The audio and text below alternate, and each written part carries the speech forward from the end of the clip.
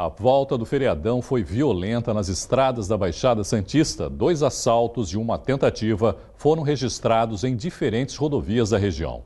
Em pânico, motoristas dirigiram na contramão para fugir dos bandidos. Os carros voltam na contramão. Clima de desespero e medo.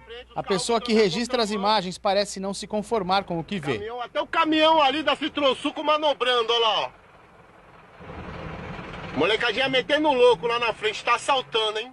Muitos carros também ficaram parados no túnel.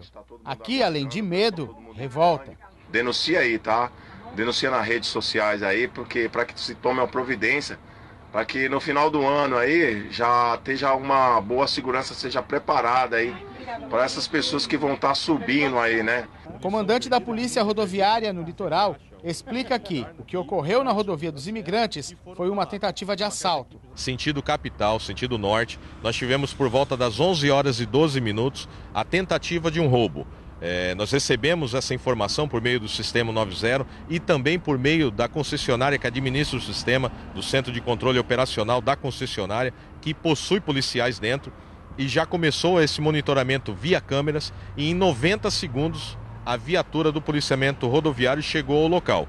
Por isso, frustrou a ação que estava, naquele momento, sendo cometida pelos criminosos e eles acabaram fugindo sentido Vila Esperança. Já na rodovia Anchieta, um motorista foi roubado. Por volta das 18 horas, numa situação muito semelhante, indivíduos entraram na rodovia e conseguiram roubar pertences de pessoas que estavam num veículo. Eles, nesse momento que acabaram o roubo, entraram na mata e equipes da Força Tática do 21º Batalhão de Polícia Militar do Interior vieram na contramão, conseguiram visualizar os criminosos e também entraram na mata. Também com técnica, com tranquilidade, para que não houvesse um tiroteio naquele local e também não colocasse em risco a vida das pessoas que estavam ali na rodovia Anchieta. Mas não conseguiram prender esses criminosos. Além das ocorrências na rodovia dos Imigrantes e na rodovia Anchieta, houve também um caso na rodovia Padre Manuel da Nóbrega, na região de São Vicente. 3 menores foram apreendidos pela Polícia Militar. Com eles estava um simulacro de arma de fogo, uma pistola de brinquedo muito parecida com uma arma de verdade. Os menores confessaram que se disfarçavam de vendedores de água, encostavam nos carros para tentar vender uma água, então ali cometiam os crimes, os assaltos. Os menores foram apreendidos, como já disse, levados à delegacia e depois encaminhados ao Conselho Tutelar. O capitão explica que durante o feriadão o esquema de segurança estava reforçado e vai continuar. Nós vamos melhorar ainda mais o nosso posicionamento, o nosso patrulhamento, a quantidade de policiais, mas não existe ferramenta mais importante do que esse contato, essa interação entre a comunidade de bem e a polícia. Por isso que nós reforçamos. O Sistema 190 é o elo principal entre a comunidade, entre os motoristas e a Polícia Militar, para que a gente chegue rápido ao local, evite que o crime aconteça, como foi na rodovia dos Imigrantes, ou caso ele aconteça, nós consigamos prender os criminosos. E o flagrante de um acidente na rodovia Anchieta chamou a atenção nas redes sociais. As imagens da batida do caminhão impressionam. Veja só. O motorista de um dos caminhões não consegue frear a tempo de evitar a colisão com a carreta que está à frente. O acidente ocorreu por volta das 2 da tarde da última sexta-feira, no quilômetro 50 da Anchieta, em Cubatão. Os veículos carregavam azulejos. Um deles caiu em um barranco e o outro tombou. Segundo a Ecovias, o autor do vídeo sofreu apenas escoriações leves. Ele foi encaminhado ao pronto-socorro de Cubatão e depois de receber atendimento médico, foi liberado em seguida. Os outros envolvidos no acidente não ficaram feridos. Durante a ação realizada em um terminal de contêineres no Porto de Santos, equipes da Receita Federal localizaram 777 quilos de cocaína. A droga estava escondida em uma carga de óleo de laranja em tambores e seria destinada ao porto de Roterdã, na Holanda. Dentro de um contêiner de 20 pés, foram localizadas sobre os tambores e próximo às portas diversas bolsas esportivas contendo vários tabletes de cocaína. A droga foi entregue à Polícia Federal, que vai investigar o caso. Uma ponte suspensa desabou hoje sobre um rio no sudoeste da França, cerca de 35 quilômetros a nordeste de Toulouse. Detalhes você confere agora no Giro pelo Mundo. Uma caminhonete e um carro caíram no rio e uma adolescente de 15 anos morreu. Outras 4 pessoas foram resgatadas da água. A mãe da adolescente estava entre os que foram resgatados. Cerca de 70 trabalhadores do serviço de emergência estavam no local no momento do acidente, além de mergulhadores, cães e 3 helicópteros. O presidente da Venezuela, Nicolás Maduro, disse que as transações em dólares, que têm crescido nos últimos meses, são uma válvula de escape que pode ajudar o país a atravessar a crise econômica em meio a sanções norte-americanas que visam tirá-lo do poder. O bolívar, a moeda oficial venezuelana, se depreciou mais de 90% este ano. E a hiperinflação nos primeiros 9 meses chegou a 4.680%, de acordo com o Banco Central. Um homem abriu fogo e deixou 4 mortos em uma festa em Fresno, nos Estados Unidos. Outras 6 pessoas foram socorridas e levadas ao hospital. O criminoso invadiu o quintal de uma casa, disparou contra um grupo que assistia a um jogo de futebol e fugiu em seguida. De acordo com o vice-chefe da polícia de Fresno, Michael Reid, havia cerca de 35 pessoas na festa no momento dos tiros e não há indicação de que o suspeito conhecia as vítimas.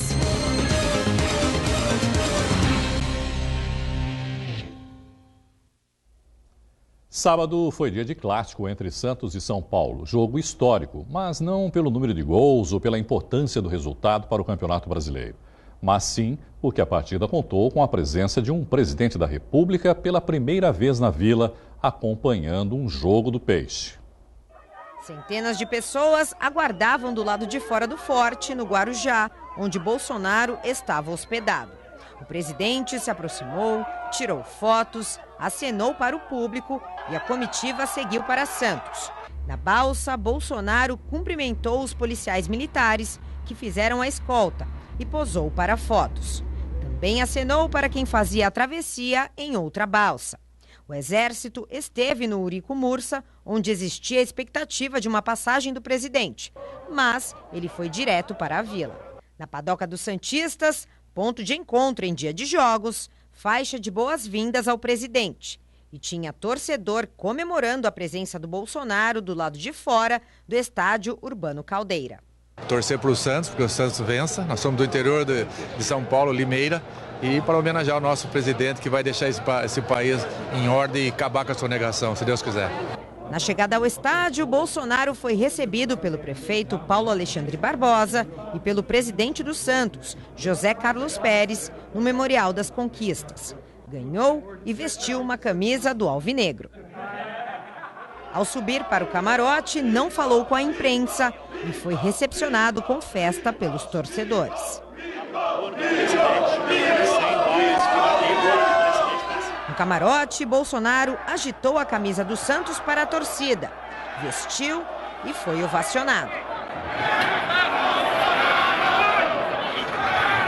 Em seguida, o presidente quebrou protocolos, foi para a arquibancada e causou alvoroço. Eu tentei entrevistá-lo, uma missão quase impossível. De volta ao camarote, Bolsonaro autografou camisas do Santos e jogou para a torcida. Não, eu não esperava a camisa autografada, mas ver o presidente, com certeza. É uma honra e um orgulho por tudo que ele está fazendo pelo Brasil. Comoção no hino nacional.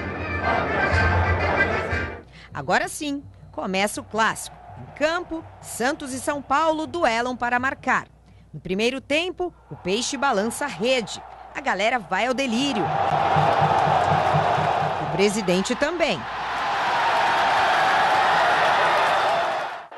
No segundo tempo, o São Paulo empata. Faltando menos de 10 minutos para o jogo acabar, Bolsonaro deixa a Vila, escoltado e sem falar com a imprensa. O dia 16 de novembro de 2019 entrou para a história. Foi a primeira vez que um presidente da República pisou aqui na Vila para assistir o Santos jogar. Outros 3 presidentes já viram o Peixe jogando só que fora de casa. Dia histórico também para o Tom, um americano que trabalha no New York Cosmos, onde o Rei Pelé jogou. Pode falar em inglês o que ele achou do jogo, rapidamente? What did you think of the game? What did you think about being here in the stadium, the president being here? Jogo bonito. Muito bem. E para o Felipe, que é locutor de jogos de futebol nos Estados Unidos. Para mim foi uma coisa incrível, né? O meu português não é tão bom assim, mas foi uma coisa linda de ver ele aqui assim no estádio, ver o jogo, apoiando. O empate do Sansão não era o esperado pela torcida, mas não deixou de ser um jogo marcante para quem veio ao clássico. Particularmente, gostei muito, fiz questão de vir e prestigiá-lo. Infelizmente, algumas pessoas são contras, né, a vinda de um presidente no estádio, mas eu acho que isso até divulga o clube pelo mundo todo, né? O mundo hoje está comentando o presidente no estádio da Vila Belmiro, né? Isso só engrandece ainda mais o Santos. O presidente Jair Bolsonaro voltou ontem para Brasília. Ainda nessa edição, você confere todos os detalhes da partida entre Santos e São Paulo pelo Campeonato Brasileiro no nosso Giro Esportivo. Começou nesse fim de semana mais uma temporada de cruzeiros. Quase 630 mil turistas devem passar pela região. Mr. Andrew Coleman é da Inglaterra e veio ao Brasil pela primeira vez. Chegou em Santos na manhã de domingo e já gostou do cenário. Achou o país bonito. O inglês e centenas de outros turistas chegaram a Santos no transatlântico Zandam, que atracou no Cais Santista, abrindo a temporada de cruzeiros 2019-2020. Vão ser 83 dias e 627 mil pessoas devem passar por aqui. O número representa 3,8% de aumento em relação à temporada anterior. Sueli Martinez, diretora do Concais, está otimista e diz que o setor está em crescimento. O fato de aumentar o número de passageiros, do passageiro querer viajar, os armadores trazendo novos navios, né? Eu acho que é muito importante essa retomada da economia e do segmento, que o brasileiro gosta bastante. Então esse ano aqui nós temos o terceiro navio da MSC, fazendo uma escala bem diferente, que ele faz Santos, para em Itajaí, também embarca passageiros, vai para Buenos Aires, embarca passageiro lá, faz o mesmo roteiro de volta, ou seja, vamos ter mais turistas aqui em Santos em trânsito. E a projeção para a próxima temporada também é animadora. Grandes transatlânticos vão aportar em Santos. Um da Costa e um da MSC de 6 mil passageiros cada um. Então você vê que o armador está acreditando no nosso país, está acreditando nos nossos portos, na nossa infraestrutura. Isso é bom, né, para a gente, para Santos, para o Brasil, enfim. O escocês Brian Muir chegou a Santos feliz da vida. E o que ele quer é o que todo turista vai querer: dias ensolarados. Yeah, sunny days. E um gavião da espécie asa de telha, resgatado pelo pelotão ambiental da Guarda de São Vicente no último dia 11, voltou para o seu habitat natural. O animal foi capturado em Praia Grande e passou por avaliação clínica na Ayucá Consultoria Ambiental. Depois de ser atendido, o gavião passou por um processo de recuperação até poder ser solto no Parque Estadual da Serra do Mar, núcleo Itatinga-Pilões. Confira agora a previsão do tempo. A terça-feira deve ser de muita chuva em toda a região.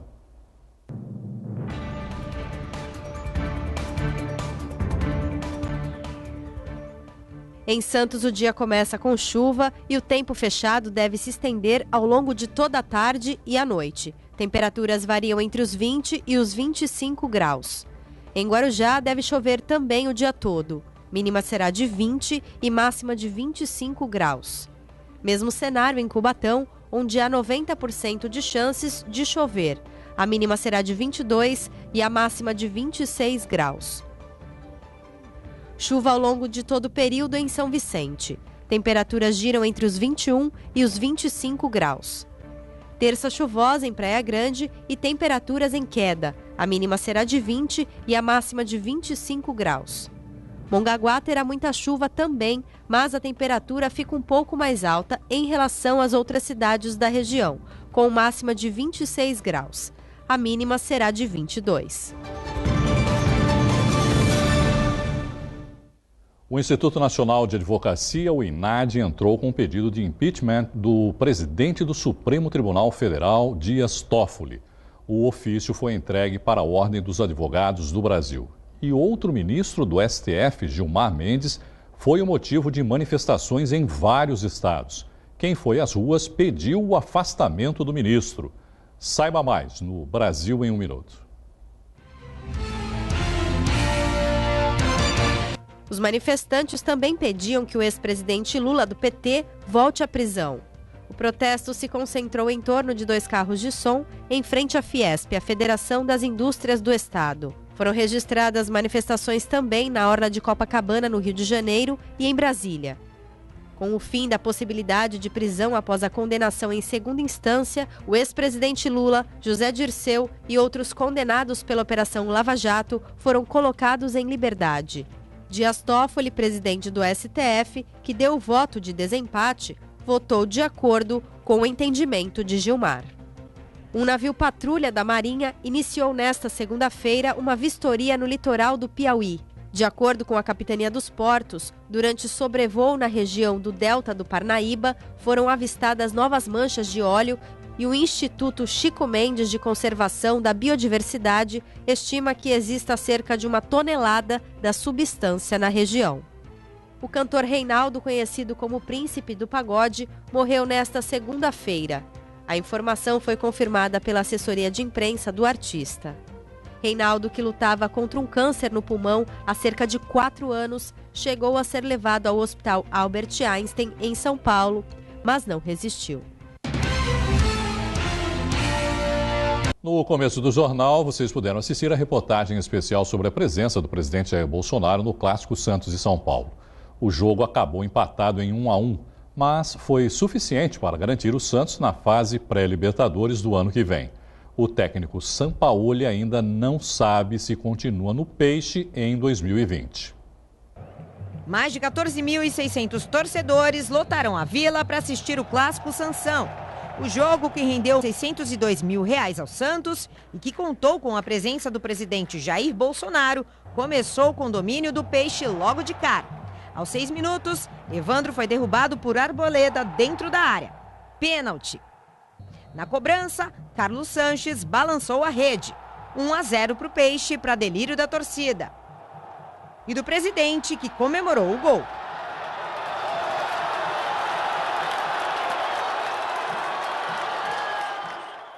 O Santos foi superior e teve várias oportunidades para ampliar o placar, mas nenhum dos 2 times conseguiu marcar. Começa o segundo tempo. Aos 9 minutos, Daniel Alves iniciou a jogada, Vitor Bueno arrancou pela esquerda e cruzou na segunda trave.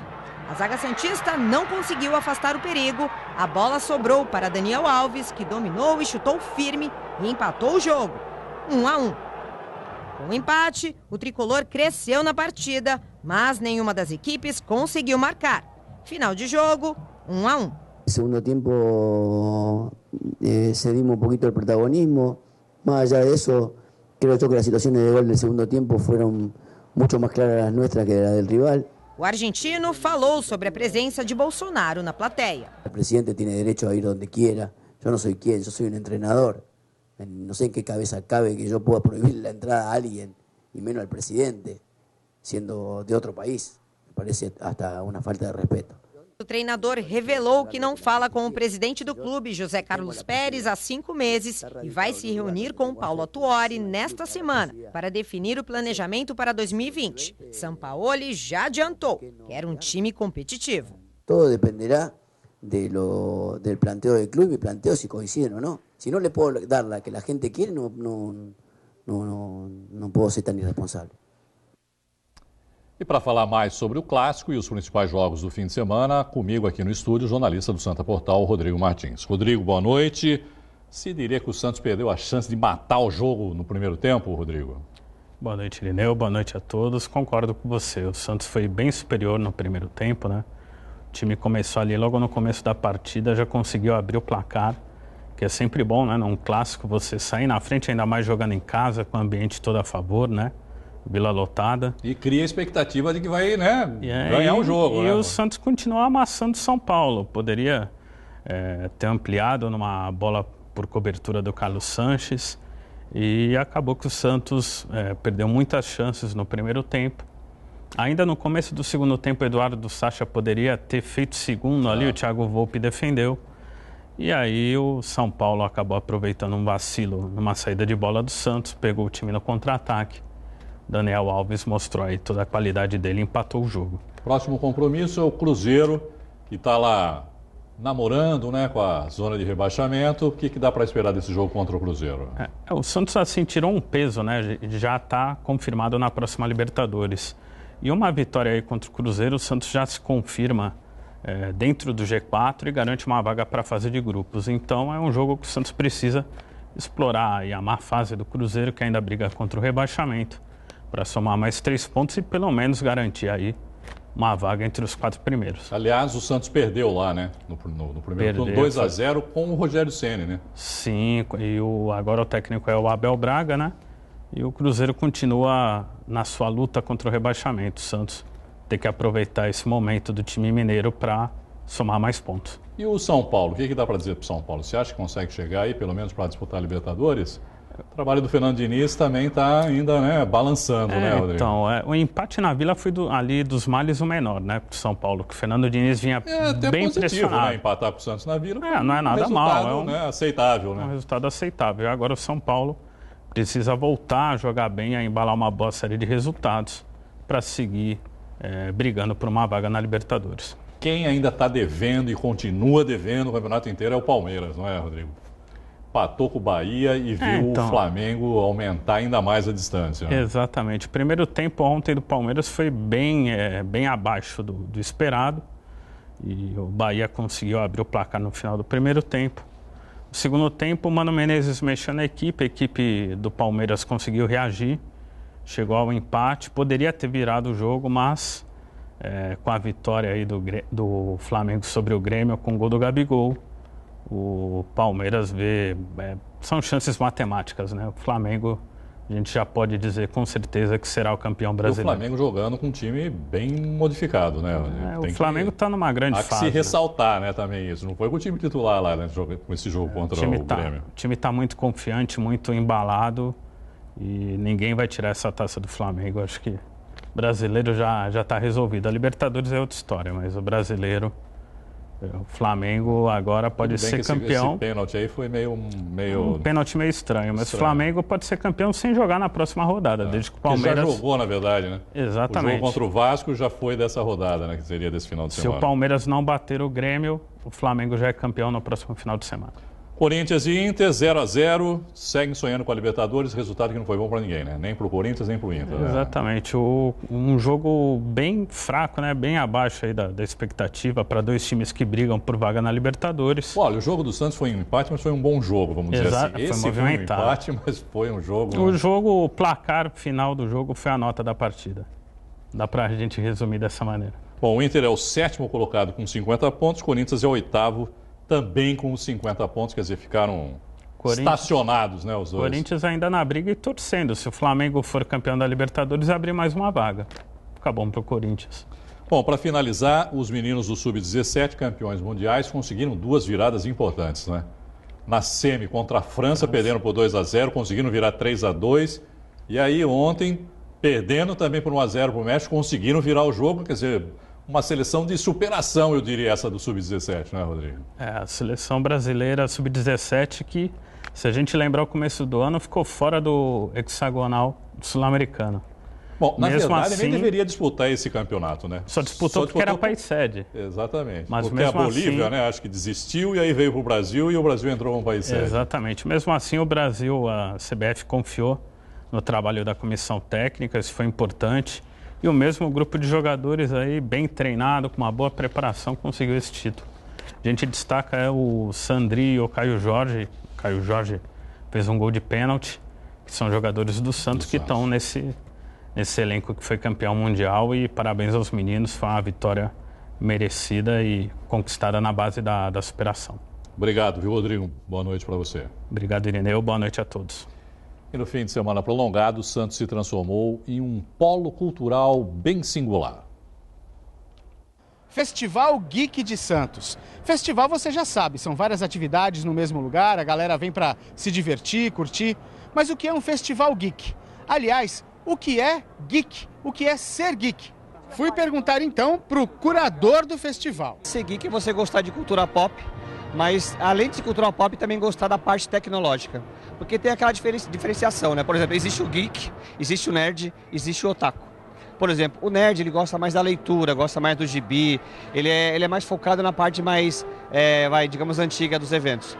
O geek também é um nerd. Só que o geek, além de ler, ele também se especializa em informática, gosta de videogame, ele gosta de computador, ele gosta disso tudo. E existe o otaku.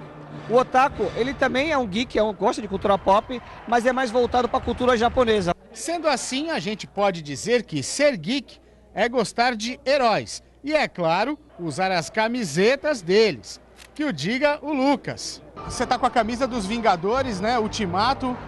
Qual é o personagem que você mais gosta? Meu personagem favorito é o Homem de Ferro, não tem jeito. Porque foi, tipo assim, quando era menor, foi o primeiro que eu tive contato por causa do cinema.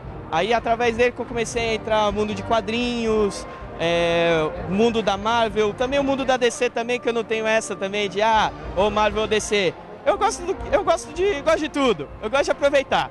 Como é que você começou a gostar de quadrinhos?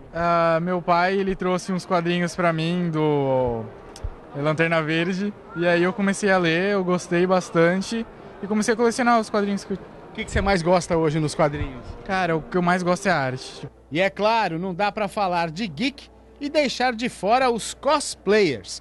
A galera que se fantasia pra ter na vida real um gostinho do que é ser o personagem favorito. O Homem-Aranha, na verdade, é o Matheus. Tira a máscara aí, Matheus. Ele tem só 13 anos, é mais ou menos a idade do Peter Parker, né, Matheus? Praticamente. Por que você decidiu se vestir de Homem-Aranha, fazer esse cosplay? Homem-Aranha pra mim sempre foi um super-herói que desde pequeno eu me identifiquei muito. Sempre amei as histórias dele, então eu tive condições de comprar uma fantasia, então eu vim pra cá. Você curte bastante, então? Muito. Vocês consideram um geek? Com certeza. O festival reuniu milhares de apaixonados e transformou Santos em um polo da cultura geek. Já somos o maior festival da região em número de pessoas. Nossa expectativa foi superada, era 70 mil pessoas. Ela vai chegar certamente a 75 mil pessoas, que é um recorde absoluto para a gente. Não esperava tantas pessoas aqui. Foram 35 horas de programação, mais de 250 pessoas envolvidas na staff, na produção, mais de 100 atrações. 130 canais de comunicação entre youtubers, influências digitais, imprensa em geral, muita gente envolvida para entregar um festival incrível, onde a gente conseguiu movimentar a cadeia produtiva e criativa da região, mas fundamentalmente a gente conseguiu reunir as gerações, que é o mais interessante nesse festival, de reunir pais e filhos, famílias, tudo num único só momento de diversão, de entretenimento, de união, de celebração da cultura nerd geek que movimenta 18 milhões de reais no país inteiro. Pois é, eu espero que você tenha conseguido entender um pouco mais desse universo geek tão amplo, tão diversificado e também apaixonante, não é mesmo? Quem não gosta de se divertir? Eu também me apaixonei por essa história toda e vou mergulhar mais nesse universo. Olha só essa máscara do Coringa, essa é minha, vou levar para casa. Até mais!